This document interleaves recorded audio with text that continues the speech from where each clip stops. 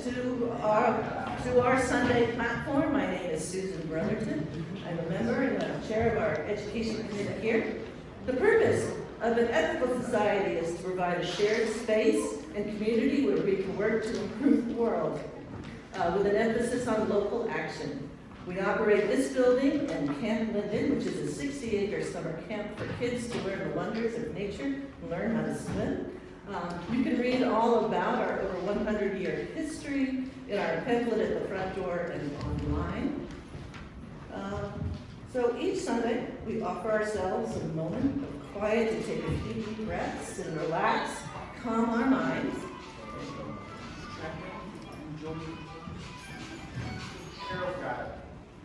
We're going to do it this way. Oh, yes. Thank you.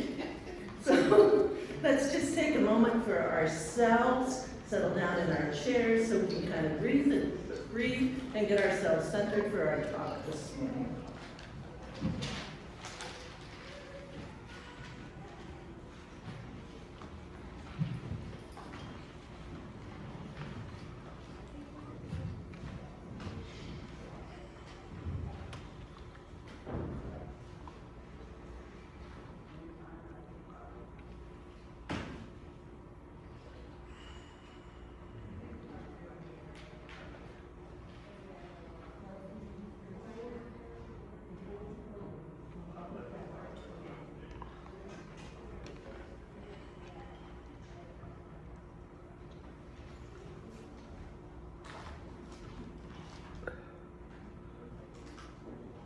Okay. Later we'll have some time for announcements, but right now we offer space for brief personal sharing, any joys and concerns. Would anyone like to share an expression of joy or concern about your lives or your lives of your friends and loved ones? Carol. Yesterday I turned 80.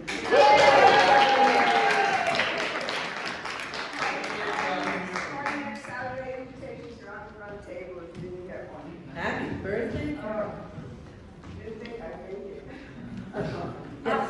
This may be benign, but I'm grateful for the Ethical Society for installing those high impact hand dryers. A couple weeks ago when I went to my autism program here and I was sweating horribly, that saved my life. I thought I would get killed or something, but I'm grateful for that.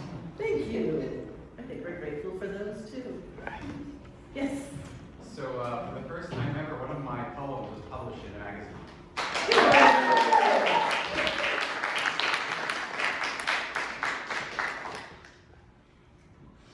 Anybody else? Okay. So, I'm excited to have Mark Daniel Marquez back. We loved having him for our Solstice program. If you were here for that, so we get the opportunity to hear Mark play again. Mark Daniel Marquez is an Irish-Mexican composer, pianist, multi-instrumental singer-songwriter who has lived and worked in New York City, New Orleans, Lisbon, and Istanbul. Marquez has recorded for Windham Hill Records and worked and recorded with Rita's Paul McCandless, guitarist Brandon Ross, and Alex DeGrassi, and others. He has also composed scores for theater, modern dance, and installation art. Please join me in welcoming Mark.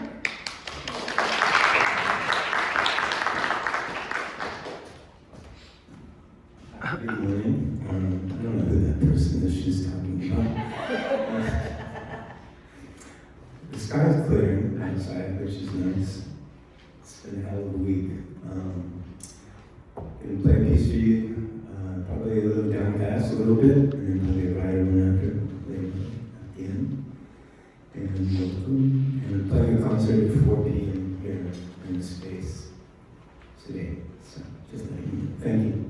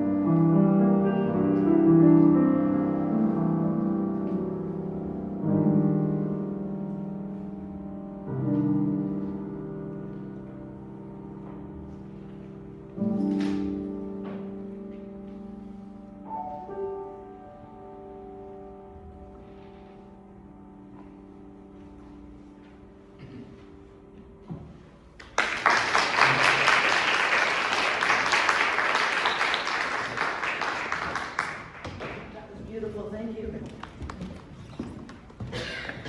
So, I'm going to introduce our speaker, the Reverend Dr. Donna Jones. Donna has been a restorative practitioner, trainer, author, and advocate for over 2 decades. Donna serves as the executive director of the Metropolitan Christian Council of Philadelphia, a church foundation that resources nonprofits, grassroots community leaders, and congregation involved in the education of persons living in low-wealth neighborhoods through its Mabel Kuhn and Walter S. Kuhn Memorial Trust. Donna has been a restorative practice trainer since 2004, and in 2017 founded the Restorative Cities Initiative, which promotes training and advocacy collaboratively with city residents and public, private, formal, and informal city agencies toward neighborhood-wide integration of restorative practices throughout social systems toward community well-being. I met Donna many, many years ago. We decided that Manny was this tall, probably when I met him, and if you know my son, he's this tall. I have always been impressed by Donna's quiet wisdom, your sense of calm in the midst of chaos, because we saw a lot of that, and your commitment to service and meeting the needs of others. So please join me in welcoming Dr. Reverend Donna Jones.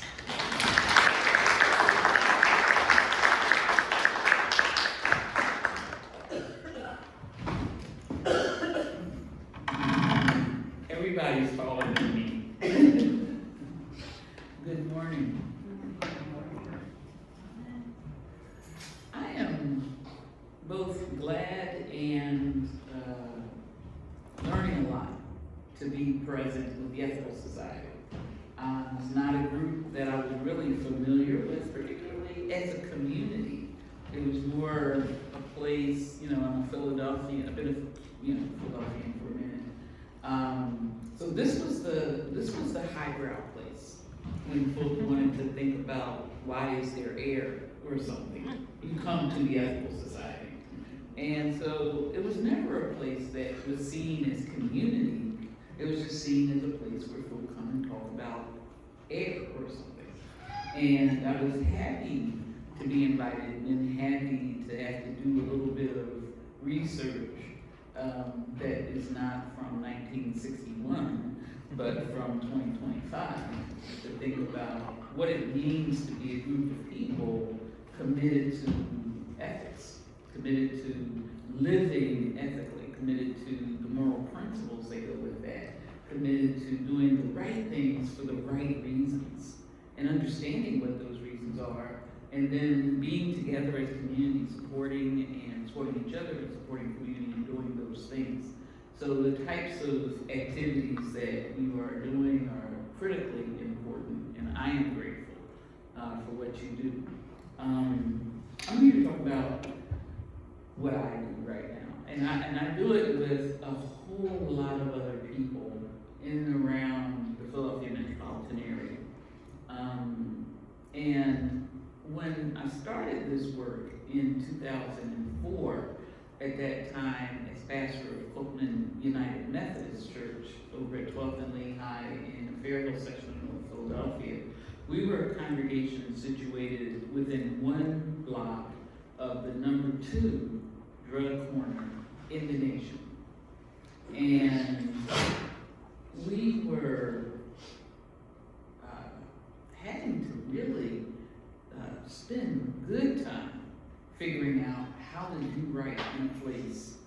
where so much wrong was happening all around us.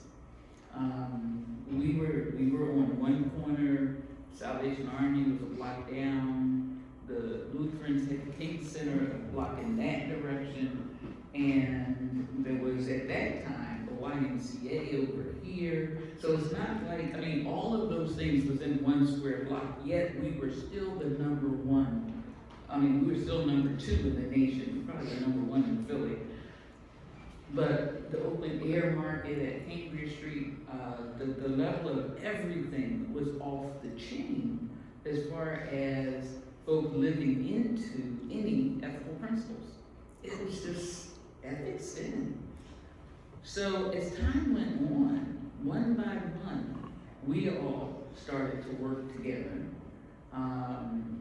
And one by one, we all made a difference. And it was a felt difference. It was a real difference. And when I say we all, that was the 4 organizations that I talked about, Salvation Army, the King Center, the YMCA, Copeland. We were all doing what we could do. Climbers Elementary School, all doing what we could do to do the right things for the right reasons. I remember one funeral that I had to perform where in the midst of the funeral, someone pulled out a weapon because a person had been shot who was part of shooting somebody else, and so the person who died had people come to retaliate against their brothers, and it was on the news. It was just ridiculous. But we were all doing what we could do to do the right thing. So trying to find a place where you could just bury somebody in a place that's that contentious was an issue. And people like all of those organizations I mentioned, we were all a part of saying, yes, we're going to do the right things for the right reasons in the right ways. And so we were fighting against all of that, and it was really a struggle, and it was a fight, and it was a stress, and it wasn't bringing a lot of healing. But in 2024, we were granted a contract with the Department of Human Services to work with young people who were chronically truant or extraordinarily had been kicked out of school for violence. So we applied, and we had never done anything with DHS before. You know, we knew David Fair, so I went, and I mean, I'm just me. I went and I went down to the DHS building. I found out where his office was. I did not make an appointment. I just went in, knocked on the door, said, "Hi, I'm Donna Jones." And I'm thankful it was David. So David did invite me, and David did invite me to sit down. David did invite me to talk about what we were trying to do at 12th and Lehigh. And then what he said was, as someone doing the right thing for the right reasons, he said, this is a good proposal, but it won't be selected. I was like, oh man. But he said, but it's a good concept. The concept was that we would have a restorative practice approach to education. You might say, well, why are you saying restorative practice and not restorative justice? Because restorative practices are the groundwork for restorative justice, and restorative justice is a piece of what MCCP really focuses on, which is transformative justice. Restorative justice without transformative justice doesn't work. Restorative practices work no matter what we're doing. But as we're looking at that whole area, people being able to do the right things for the right reasons, that piece of justice, that piece that's about equity and fairness, and to me, justice is about equity and fairness. That piece of everything is more than what happens when somebody robs somebody. It's more than what happens when, you know, you get a window broken on your home and it needs to be repaired. It's much deeper than that. And in order to live into that, it takes more than those 2 or 3 or 4 people. It takes a whole community. So we worked to get the whole community understanding restorative practices. We sent first our elder staff to elder, not in age, but in, I don't know, responsibility, I suppose, to get training in restorative practices.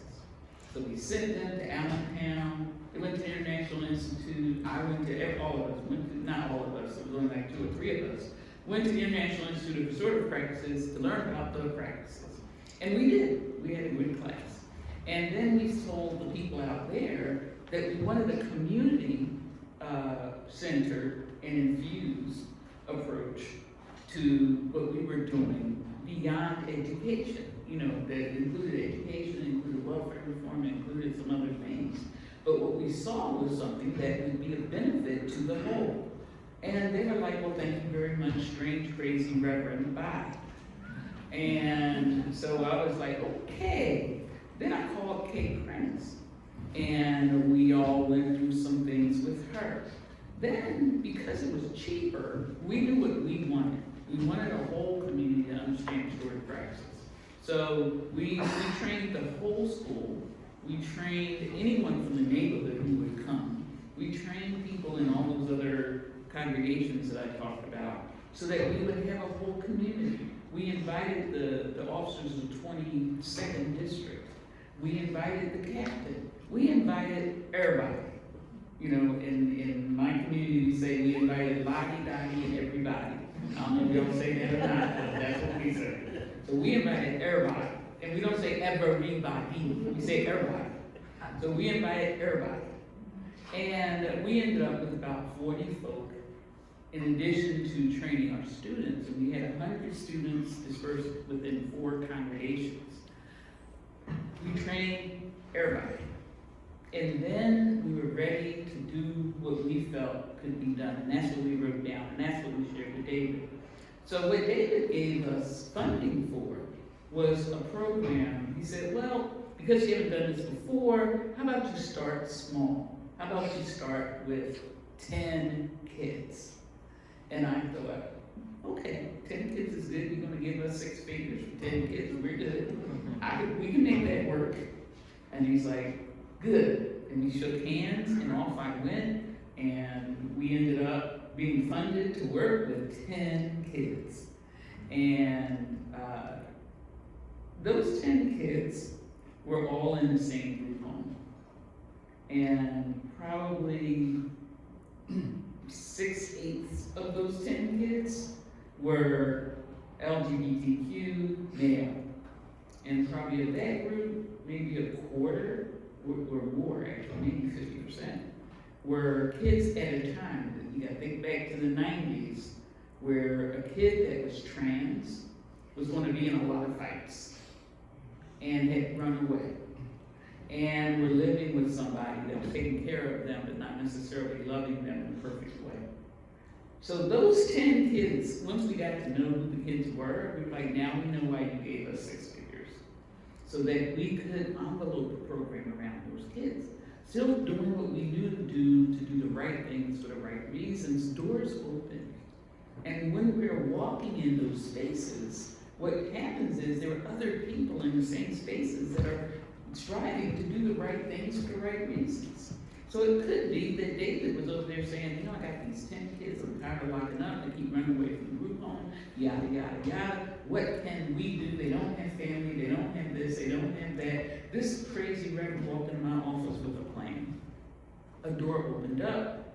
We were trying to do the right things for the right reason. He was trying to do the right things for the right reason. So all the people trying to do the right things for the right reasons, we all did it together.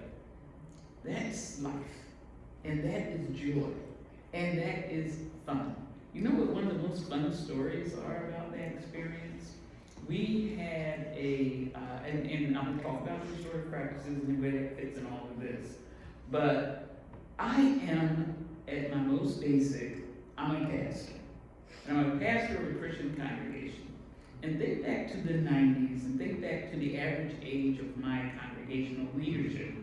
And now, think about who they are. They all came up from South Carolina. They all had an idea about what was right and how to do things. And they knew in their heart of hearts, these kids were wrong. Their sexuality was wrong. Their ideas were wrong. Their fighting, everything about them was wrong. So the kids, what we did, because we used the practices, so that makes it easy to talk to people, find out what they need, how they need something to be made right, what they want to work on, and what the outcome should be for them.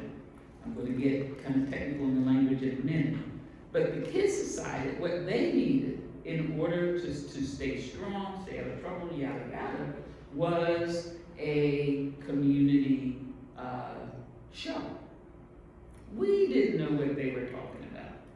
We didn't know anything about Vogue. We didn't know anything about trans. We didn't know nothing. As far as we were concerned, it was 10 young men who wanted to do a talent show. That made perfect sense to us. 10 young men with a show. Yeah, come on with it. Y'all design a talent show, da da da da da. You're teenagers, just, when are we doing it? Who's bringing the juice? That's it. We didn't ask anything else. The day of the show, they all came in with duffel bags. And John became Imani. And Fred became Francine. Y'all get the gist.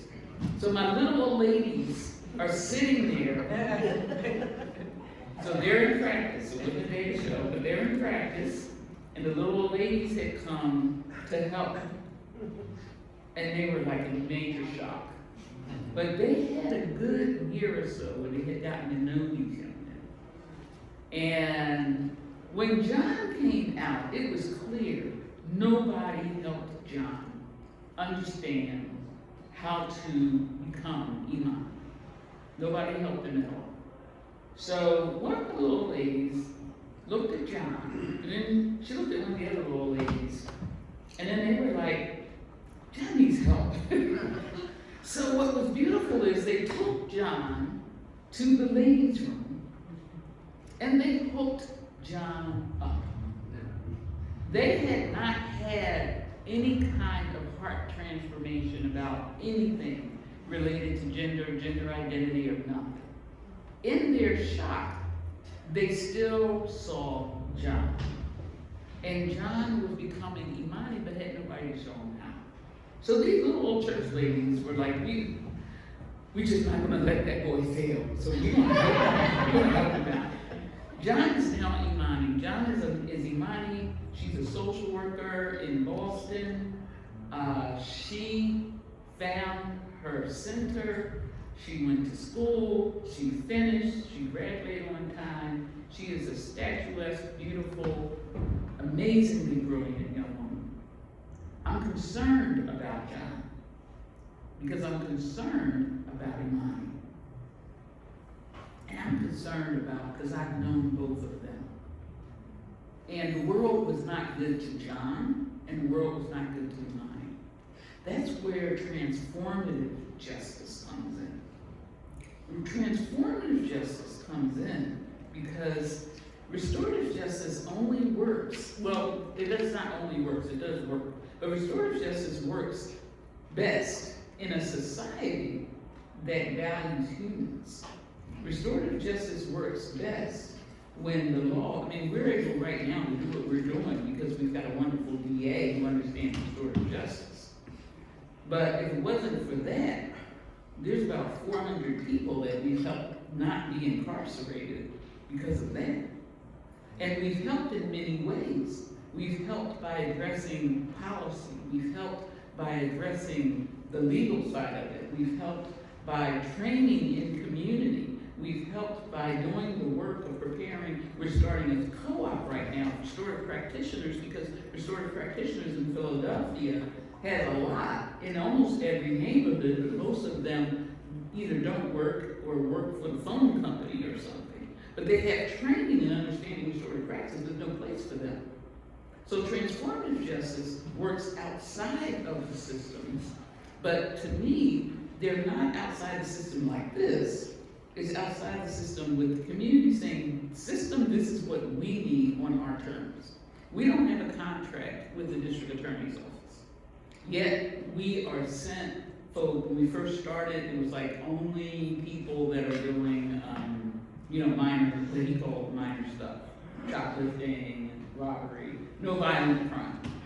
And then our data was so much better than his. It was like 30% more effective with preventing people from rearrest. And we kept pushing, transformative justice as you push. So we did restorative practices. We did participate in restorative justice, but we couldn't stop there. We needed transformative justice. The system needed to be transformed on our terms. So we kept pushing. And so we were like, is there more that we can do? We said, well, right now we got some carjackings. You think the community can handle carjackings? What the community handle means is, once a person is referred to us, remember, we are not under contract with the district attorney's office. Once a person is sent to us, we call together the community. The community sits down, we use restorative practices, and that says we listen, we're in a circle, nobody is more important than anybody else. We hear all stories. Our first question is, what happened? Okay, what will make it right? And there's some questions in between. They're on a little card. It doesn't take a whole lot to do it. But what it does take a lot to do is bringing everybody together. Once everybody's together and everybody has figured out what will make it right, then they say, we're going to do this to make it right. Before they get it done, the district attorney drops the charges. Before they prove that they will do it, the district attorney drops the charges.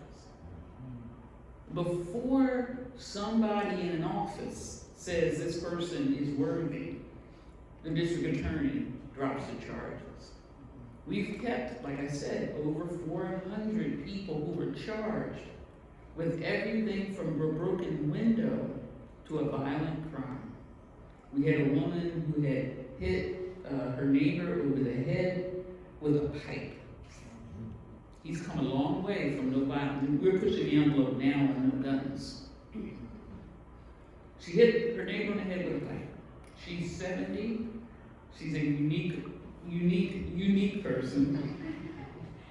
Emphasis on unique. And we brought together everybody, lottie-dottie and everybody on all sides of that, and a therapist. So we found a therapist to be in this part of the community group with that. There were people there from the woman's block, there were people there from the woman's family, the woman was there, the neighbor was there, the neighbor's family was there. All those folk were there. All those folk were listening. All those folk were talking. All those folk were remembering. Finally, one of the folks said, I don't understand. My family has been in this block for years. We've been neighbors. My kids and I used to do our hair. And she looked at the woman and she was like, you don't understand. And the other woman was like, well, yeah, I don't understand. And the woman started to cry. It's like, you don't understand. None of y'all understand. And so finally, 3 different circles later, the woman was like, because everybody kept pushing, we don't understand what? We don't understand what? Finally, you can't handle what I'm going to tell you. Finally, I don't know if I can tell you. Finally, I'm going to tell you what happened. Your grandfather raped me. I was pregnant. He forced me to get an abortion and I was a teenager. And I cannot forgive that. Well, the neighbors and everybody else was like, because the grandfather was somebody respected in the community. They looked like my little ladies. Like, and then they were like, oh. So every time you see, yeah, it was just like he did. And they're like, oh. Things softened. And then it was time to talk about, now that we know what the issues are, let's talk about making it right. Let's talk about responsibility on all sides. Yeah, add it in. Let's talk about responsibility. Let's talk about accountability. Let's talk about the responsibility of that woman, and let's talk about the responsibility of that community. Let's talk about the responsibility of that block. Let's pull all of that together, and what will make it right. And what the neighbor said is, well, shoot, we don't want Miss So-and-so to go to jail. And it's like, okay, Miss So-and-so, what do you want? I don't want to go to jail either. It's like, okay, so how do we make it right? This isn't about jail. Jail's not even on the table. This is how we make it right. And everybody talked. She's tried different things. She tried AA. She tried this. She tried that. It wasn't an AA problem. She tried coming downtown, the mental health kind of stuff. It wasn't that kind of problem either. She was able to just articulate with her family and her community what she needed so she could get the help that she needed. And she did, and that was 2 years ago, and she has yet to do anything to hurt anybody again.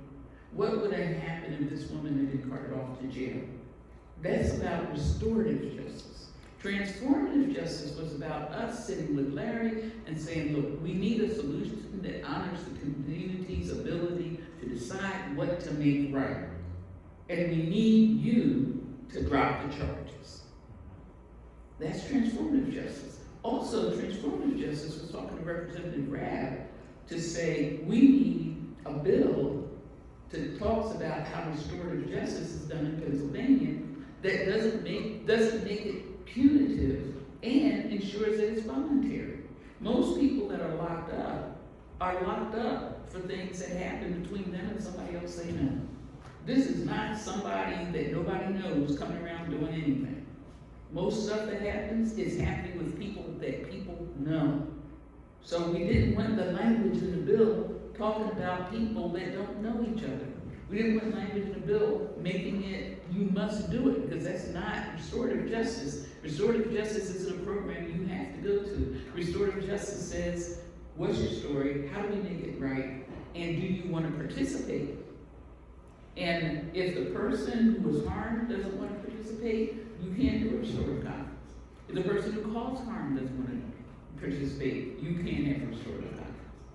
Everybody has to agree to work it out, because it can't be forced. Last point. I have a dear friend, and my dear friend, he's 80, I'm here 81 or something like that, 82. He's old school. He's one of these people that say you gotta beat the kids. That's him. He's old school. He's one of the people say do right or go to hell. That's him. So he was doing him in a group of people that understand the same values and the same principles. They have the same moral compass. It's like punitive. It's the only way. So he's doing what he does about that, and he's teaching, and he's saying you have what is required is justice, mercy, and walking humbly. And in our tradition, walking humbly with God, but I'm not bringing God into that because it's walking humbly in general with everything. So he said you have to have justice before you can have mercy. And mercy, my definition is active love. So you have to have justice before you can love. I say you have to have love before you can have mercy. You have to have love before you can have justice. Those folks that were in the room with that woman, they loved her. So they could ensure she got justice. Even though they were harmed, they wanted justice for her. She wanted justice for herself. And they needed to figure out how to make it so that everybody was equitably served. The same thing with the first example of the young folk. The young folk, they're humans, they're kids. I had folk that were like, this is unjust, it's not right. They came, oh my God, in their church. What will the neighbors say? After we got them off of that. And sometimes people say, well, how did you get them off of that? I was like, we didn't do anything. They became good neighbors. They got to know John. And then they got to know Imani. And then they realized Imani needed him. And then they just did what was natural. The school district kicked these kids out. They all graduated on time. And so did 90 other kids that came after them over 15 years. Felt like 90 years, but it was really 15 years. We didn't have one violent incident in a school where kids got kicked out of the public school system and couldn't walk into a school. Literally, if they walked into a school, the school was told to call the police. That's how violent the situations had become. We had not one violent incident. We had not one, well, we didn't have a suspension policy at all. We had, the last example was we had a kid who came, and he wouldn't come in the door. He just sat on the steps. Nobody came outside and said, you gotta get off the steps. Eventually, our social worker, Mr. Herman, came out and he sat on the steps. And he talked to him. He said, are you coming inside? He didn't say, why are you sitting here like that? He said, are you coming inside? The young man said, I'm just not ready. And Mr. Herman says, okay. And he and Mr. Herman just sat on the steps. Then eventually, they came inside. This young man was so full of rage and anger. But he came inside. Mrs. Herman said, get everybody out of the community room. So we got everybody out of the community room. The guy that was so full of rage, he ran around the community room, hitting the wall, and yelling and screaming and cursing.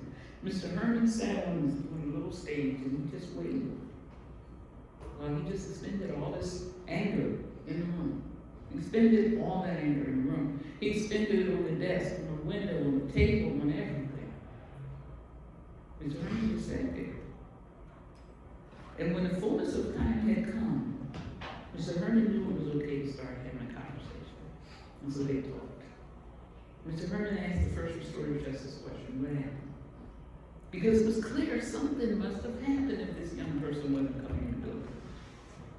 It didn't keep him from coming to the school was safe. But it did keep him from coming in the building because he was too angry. So once everybody cleared out, Mr. Herman was able to get through, and I was like, okay, what can we do to make this right? What happened was on his way to school, his best friend got shot on his step. That was the trigger. He had to walk over blood to get to school. His household was going crazy. He didn't have any place to go. He said, if I can just get to school, that's as far as his brain can take him. I keep saying last story when I got one more. But this really is the last one. There's a woman that we're working with now. And this is a story that happens over and over again. There's somebody whose mother was brutally murdered by their brother. The mother was murdered by their brother. And the family got together after the person was arrested, taken into custody, got locked up, yada, yada, yada. The family got together and said, can you come? And we were like, sure. Nothing we were going to say was going to change the sentencing or anything. But we went and we heard, because this was a family in pain. And what they wanted to do to make it right. Sometimes when people think about restorative transformative justice, they think this is stuff that can only happen before people get locked up. What they wanted to do to make it right was they wanted the person to be safe on the inside. They wanted to make sure he got his medicine. They wanted to make sure he got therapy. Why did they want that? Because the person was literally their brother, who they loved, even though their brother had murdered their mother because of drugs. But because they loved him, they were like, we just want to make sure he's okay. We want to make sure that we can visit. We want to make sure. Because it was their brother. It wasn't even about, do I forgive him or not? It was their brother. They wanted to make sure everything was okay for him, because he was going to be locked up for a very long time. But they wanted him to get detoxed properly. They wanted him to get his medication. They wanted him, they cared about him. That meant we had to work with the prisons. We had to work with the systems. We had to do transformative justice to ensure that restorative justice could work. If we just said, oh wow, that is a good idea, yeah, y'all go do it. No, that doesn't work. Restorative justice works with transformative justice. Transformative justice works with restorative justice, and it's all grounded in restorative practices. And it is what's required of us. And as members of the Ethical Society, you're about ethics, you're about morals and principled life.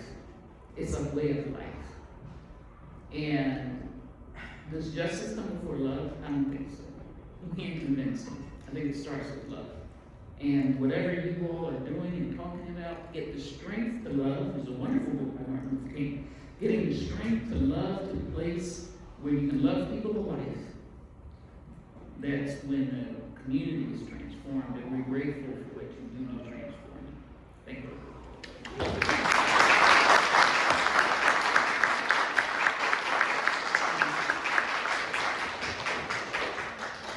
My question may be too big for you to handle. I see lessons in what you're talking about and what's going on in the world today.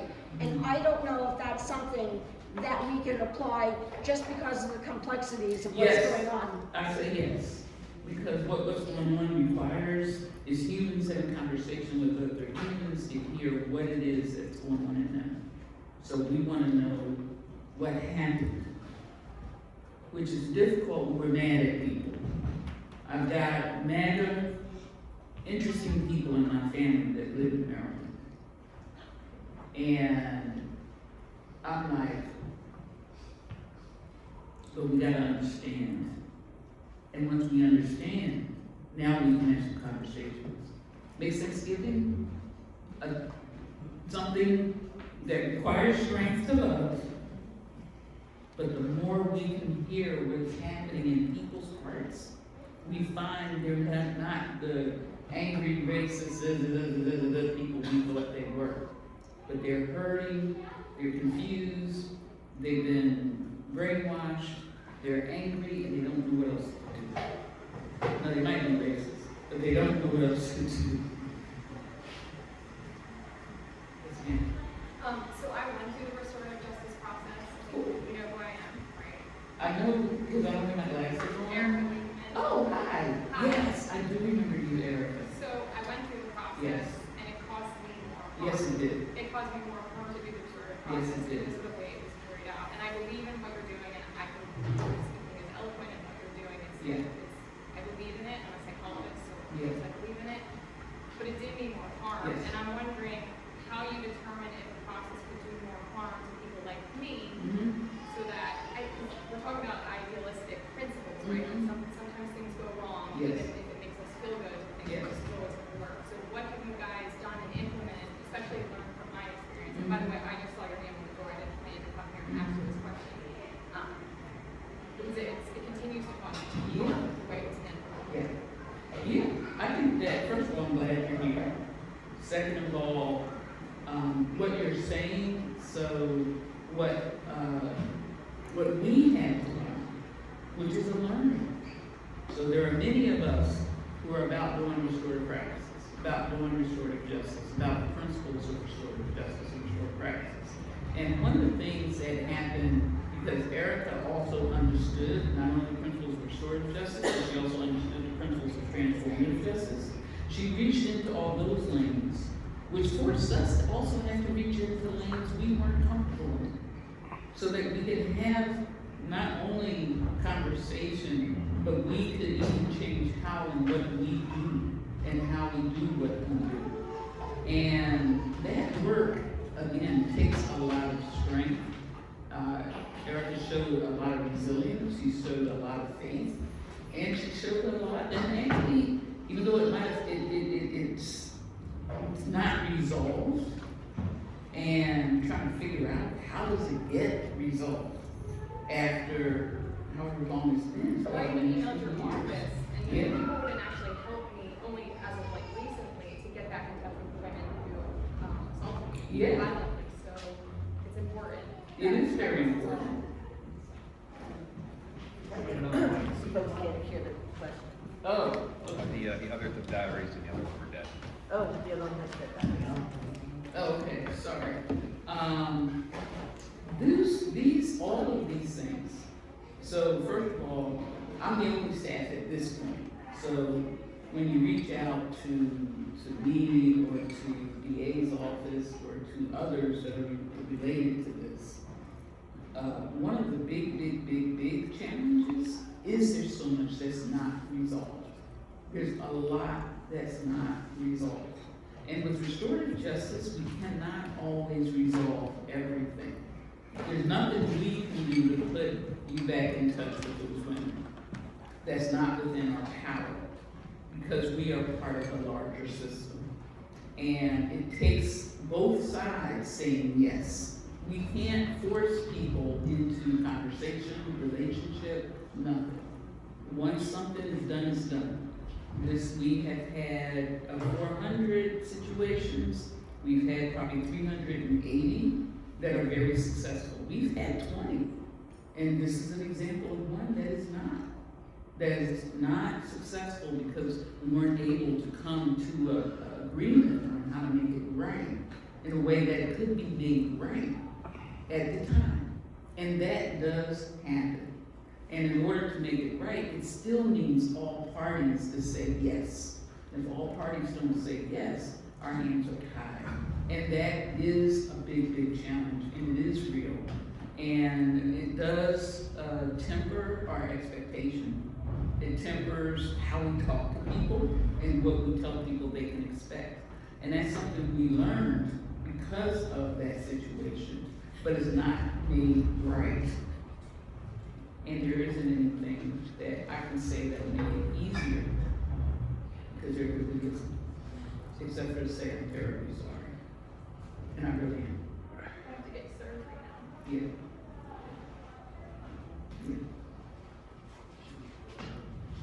Yes, sir. We have a couple questions from our Zoom audience.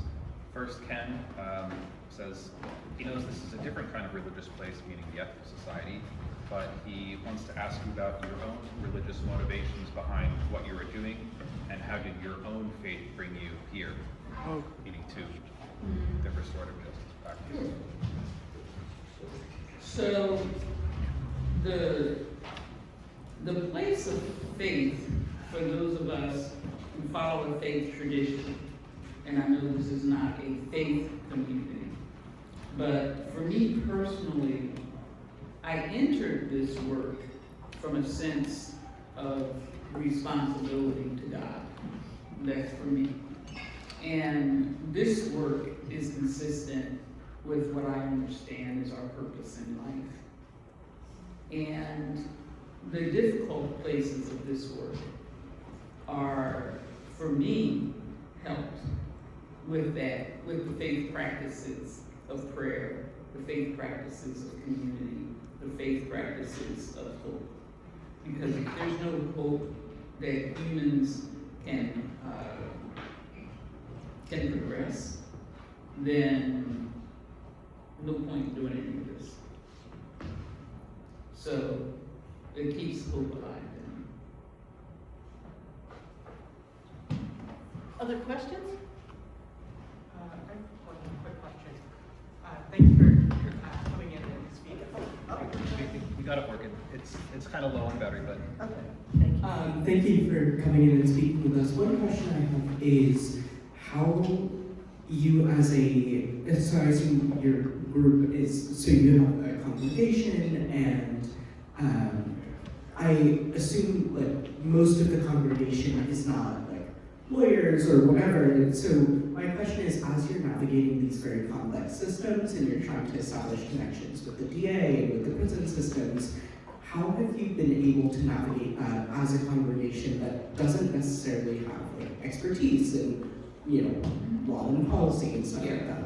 Yeah, we navigated, and like I said, I think Erica's a good example. She'll probably still be around if you want to talk to her about her experience. I encourage you to.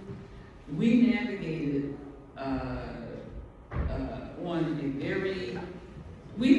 on the same shaky ground that the justice system navigates on. None of us knows what to do. So first, we acknowledge that we are no less prepared or more prepared than the lawyer or the judge. So the way we navigate is we try to help people understand the process. We try to help people understand that the whole goal of the process is to make things right. And we try our best to help people currently understand the limitations. We didn't do that well at all with Erica. because we were new, we were excited, it was like, oh yeah, this will work. I've been doing it a while and it had worked all the time. But in this particular situation, it didn't work. So, there's a lot of situations where it has, but it's kind of like when you're talking about the homicide rate in Philadelphia, it's gone down, it's less than 50% now. That doesn't mean anything to the person whose child was shot. But it does mean something overall to have a safer city. But we still have to be vigilant and do the best we know how. That's all we can do. But I would say the system isn't better at it either. So that's why people die and they really didn't have to. They get life without hope of parole, which is unnecessary. They get no hope for conversation, it is unnecessary. They get no hope to walk into a community meeting and be hurt by what we did. Because you can't go to the judge that hurt you and have a conversation. So, on both sides, there are strengths and weaknesses. So, but to me, this side is more humane. But that's to me. But that takes both sides saying yes. And I think it's also an understanding that everybody ain't going to say yes. And having to walk that narrow place. Whereas in the regular system, you don't have the choice but to stand before the judge. And change doesn't have to happen. So, but both sides are flawed. I just think ours is humane. Yes, sir. Yeah, so, I guess I'll wait for the microphone. Hi, so thank you for your talk. I heard mention of young people in school a couple times, so it seems like sort of a recurring theme, and I identify with that as a teacher here in Philadelphia. Right now I'm working for a Catholic school in Upper Darby, and so, you know, those kids are a little more resourced, a little more resourced, a little less sort of, you know, tumultuous backgrounds. But I used to work for the District of Philadelphia, and there were some moments that were really tough with behaviors and trying to run a classroom when those behaviors are going on, where kids are also behind grade level.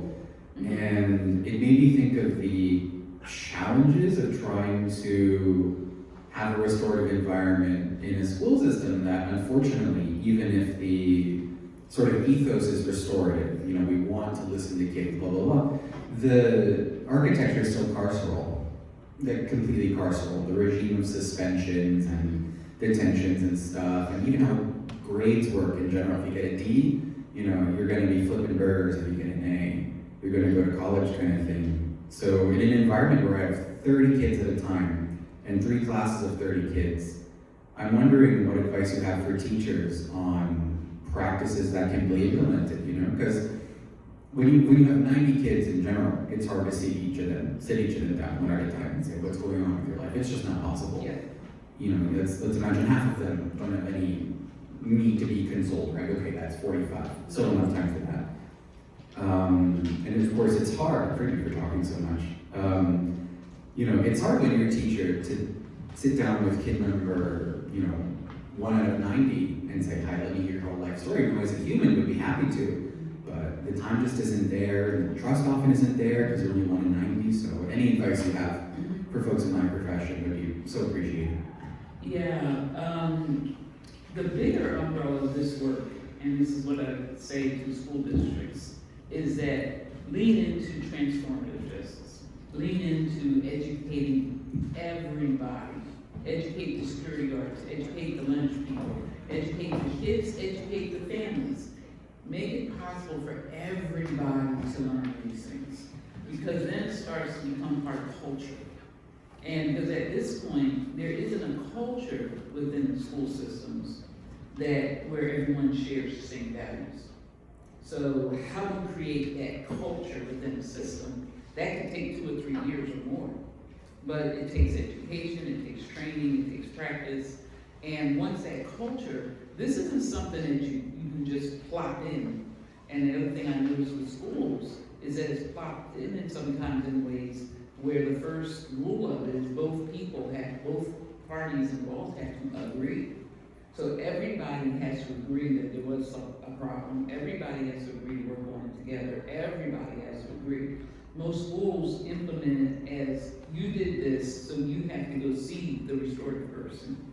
But the kids, if they don't know what's going on, they ain't going to agree. They will do whatever you tell them to do, maybe, possibly, sometimes. So you still end up not having the culture change, even the culture change in the hearts of the people involved, to be able to move forward. The reason I believe we had good statistics as a school was that we trained everybody. We trained the students, we trained the teachers, we trained the community, we trained the cops, we trained everybody. So we didn't require metal detectors. And most of the time, pretty much, and we were able to implement a flexible school day because we were an alternative school.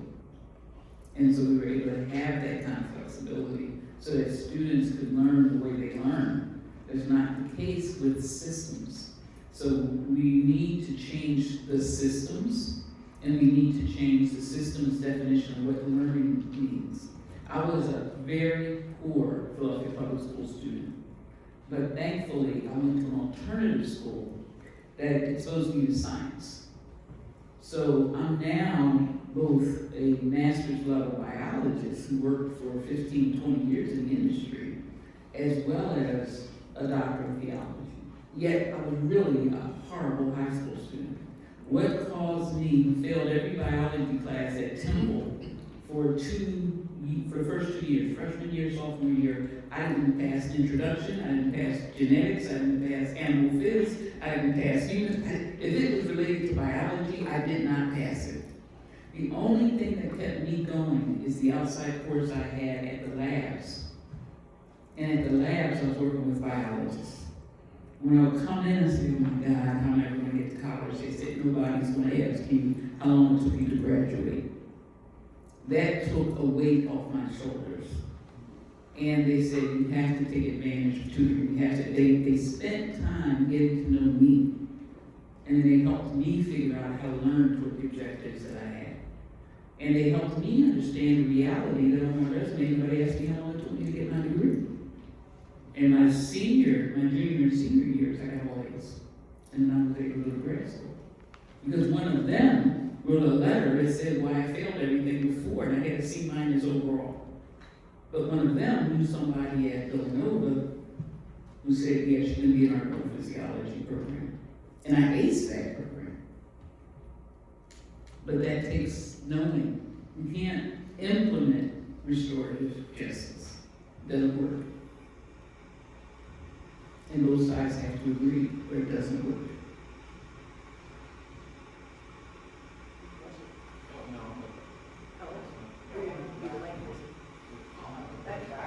Okay.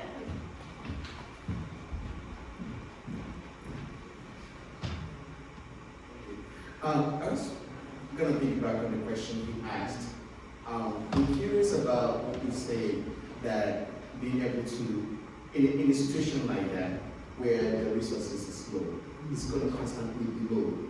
And you did mention a little bit about changing the system and the structures. I'm also worried about the teachers and the institutions that continue to do that over and over to have the same outcome. Burnout is going to happen. It's bound to happen, right? People are going to wash up and you have like higher rate of turnovers and stuff. So I guess my question is, going upstream, what is the place or what is the ethos when it comes to restorative justice in terms of changing the system? What is the relationship with that in terms of civic engagement and being able to say that we as a society demand this of our system, that we demand resources into our school system? What is the relationship between that and civic process to change system that works for us? Yeah. One of the things that Metropolitan Christian Council does, so what we're a Black-led philanthropy. So we work with everybody, regardless of everything you can think of. So one of the things that we have implemented is we establish restorative response hubs in neighborhoods. Our goal is by 2030 to have 142 restorative response hubs in Philadelphia because it's 142 miles. And we want a restorative response hub within 1 mile of every residence of Philly. So we need a restorative response hub downtown. We got one for youth downtown, but we need one, we need more.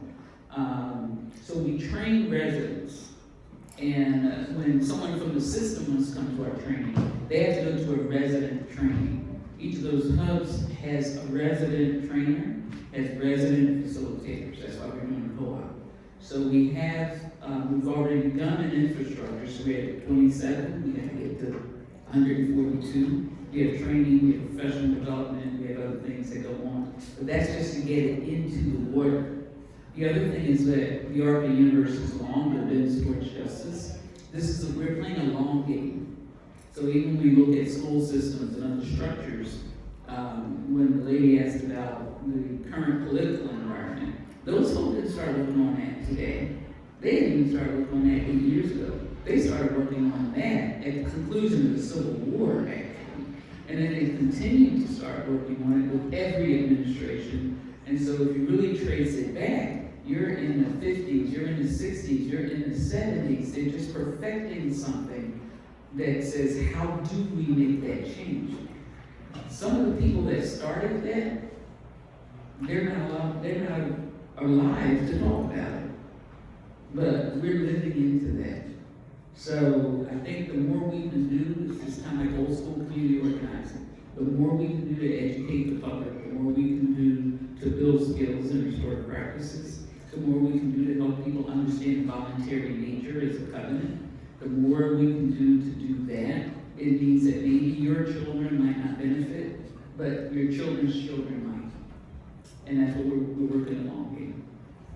But in the meantime, we're softening the short game. So how do we train now? What influence can we have now? We do have some schools some principals in Philadelphia that get it.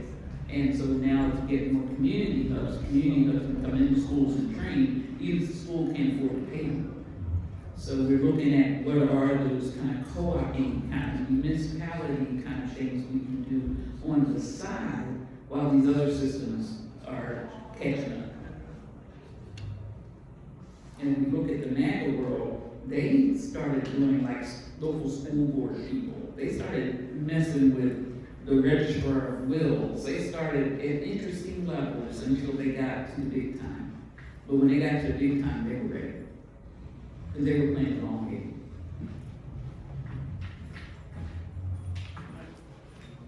This is short. Final question. I was trying to speak to that gentleman, your question about the schools and what's going on. Would they have a trauma-informed classroom? Is that part of your trauma-informed? Yep. Okay. Yep. That was the question. Yeah. Why wasn't that working? That's what the idea. Well, trauma-informed, so we also talk about being trauma-resilient.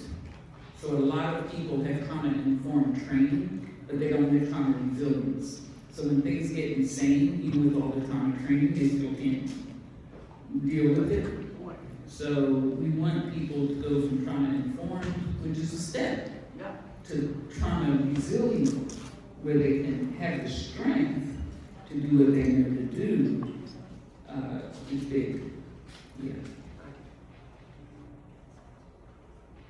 Just a quick one more question from Zoom, since I know we haven't gone to them much. Personality disorders are notoriously hard to reach, hard to change. Mm-hmm. Have you encountered people recalcitrant to any of your interventions? Yeah.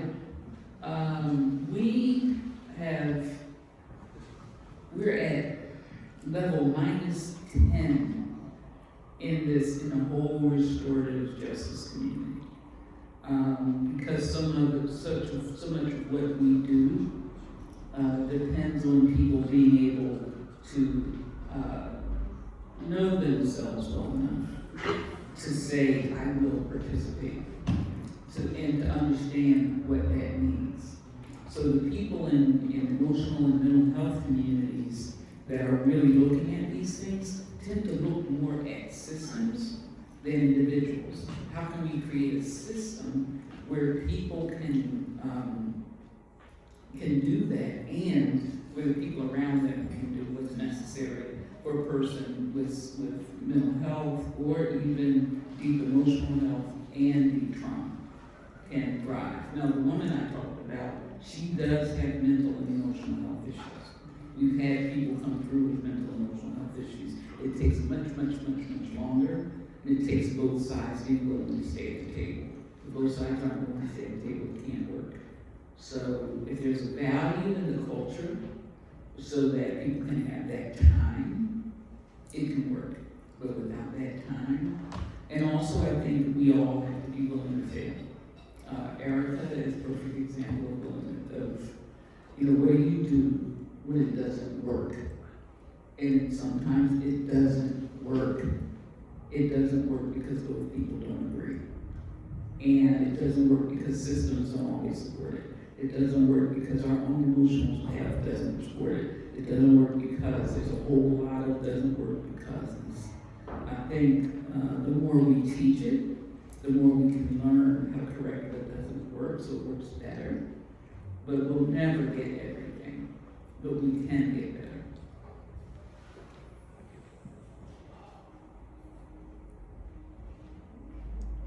Thank you so much.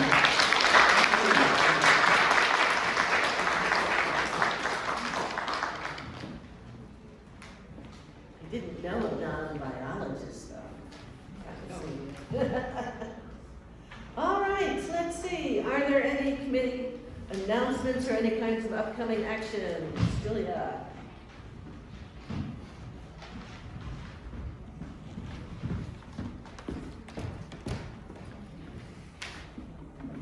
Good afternoon. My name is Julia Gokamp. I am the chair of the Ethical Action Committee, and I have one announcement for today. Those familiar with the Ethical Action Committee know that we've been talking about affordable housing for some time, and there's been a lot of interest in that area. And I am excited to announce that we have been, as of very recently, working on coordinating an event here at the Ethical Society with 2 members of the Unitarian Church, and we are hoping to have that event partly as a springboard for a series of affordable housing events in February that even the City Council will be in attendance at. Not at ours, not to my knowledge, but it will essentially be an intro to that. So, we are currently planning for an affordable housing event to take place here at the auditorium the afternoon of January 25th, approximately 1:30 p.m. The exact time to be determined. And this afternoon, in fact, I think in about 35 minutes at 1 p.m., we will be holding a committee meeting to discuss all of the finer details and start planning together in earnest. So if any of you would like to join us for that, we will be in person in the Collier Room, which is the second classroom to the left upstairs. And for those who would like to join us virtually, let me know and I can send you the Zoom link. Anybody else? Yeah.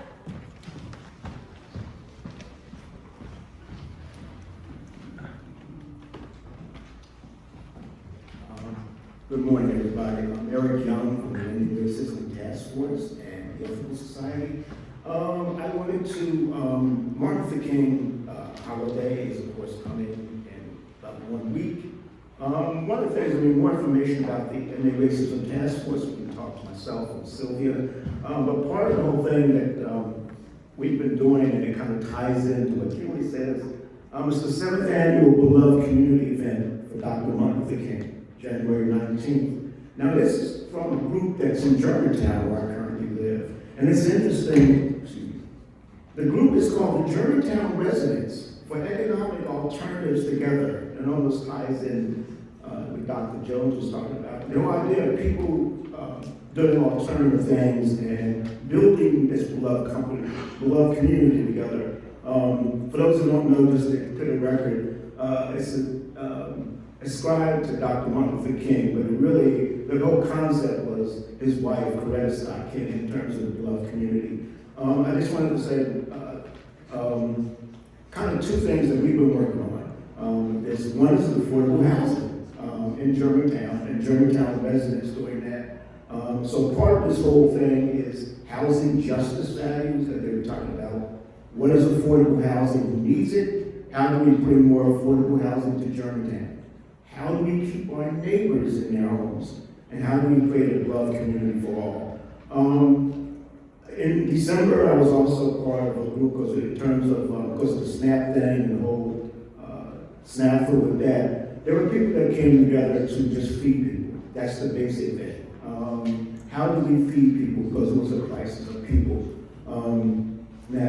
In December, the whole year of 2025, it is estimated that more than 125 people who were in the street died in Philadelphia.